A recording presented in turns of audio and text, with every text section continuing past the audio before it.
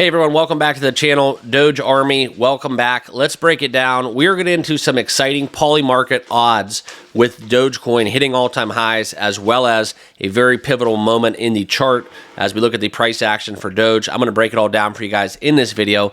Welcome back. I'm Mark. For those of you that are new to the channel, if you are, make sure you hit that like button, hit that subscribe button. We do talk crypto every single day. Appreciate you guys all tuning in. Give me a couple minutes of your time and we'll get you on your way as we kick off the weekend, hopefully with a bang as we look at the markets. And we are going to dive right down into it.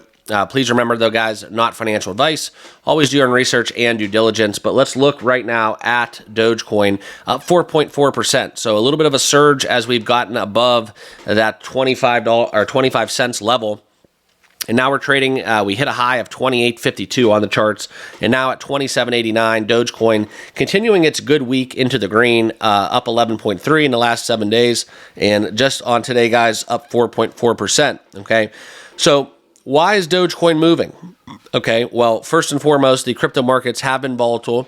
We do know with what we have going on, a couple things macro-wise within the Fed. We can talk tariffs, all of that fear. We could talk even more so just the volatility from the initial Trump token infiltration into kind of the, I guess you would call it the exodus of capital that we've seen from a lot of the altcoins, meme coins out there that quite frankly just got wrecked. But here we are, guys. The market has kind of stabled off a little bit. And this is going to be the big news, right?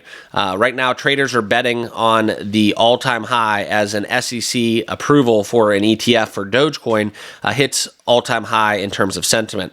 And that's kind of where we've seen this speculation amount as a 3% gain for Dogecoin, now 4.4%, as the shifting regulatory sentiment has fueled investor optimism, as poly market users are now pricing in a 22% chance that the Dogecoin ETF approval will hit and spark all-time highs in Q1 of 2025. Can that happen? Well, here we go, guys. Let's talk about the major chart pattern as we look at the death cross or recovery for Dogecoin and why this is going to shape up to be the critical moment for Dogecoin's price in 2025. This is where we've seen a lot of challenges, but this is where investors may have realized an opportunity as the MVRV, the market value to realized value, one of the metrics we do use a lot, coming out from data from Santiment. This is the opportunity zone, all right? We're in that -10 to -24% territory, and historically that zone has been seen as a reversal for Dogecoin as the selling pressure has looked to become saturated in the market.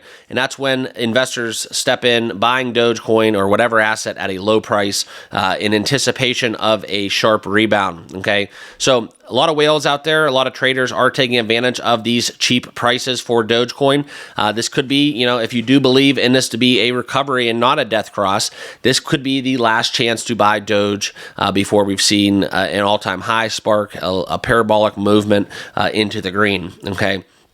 Also, if we want to talk about the other end of the argument, the 50 and 200-day moving averages are very close to forming a death cross.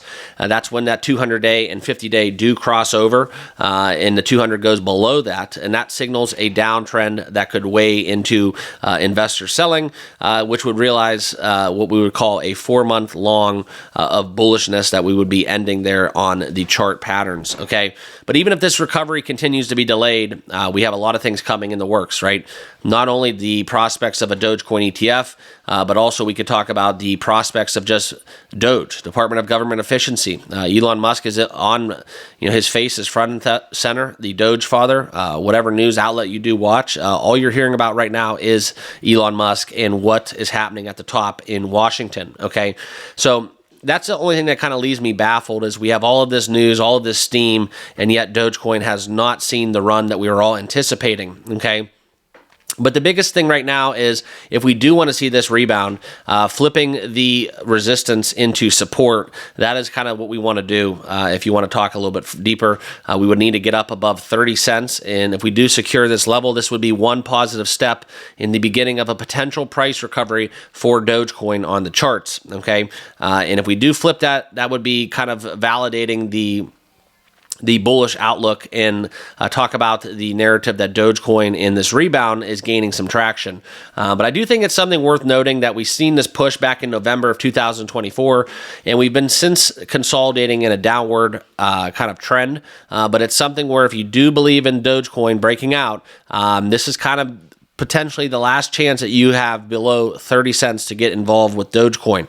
A lot of people that are watching this video have probably held Dogecoin throughout. So they're not really worried about selling. They're not really worried about buying. They're just hodlers of the Doge. And that's something that's quite all right as well.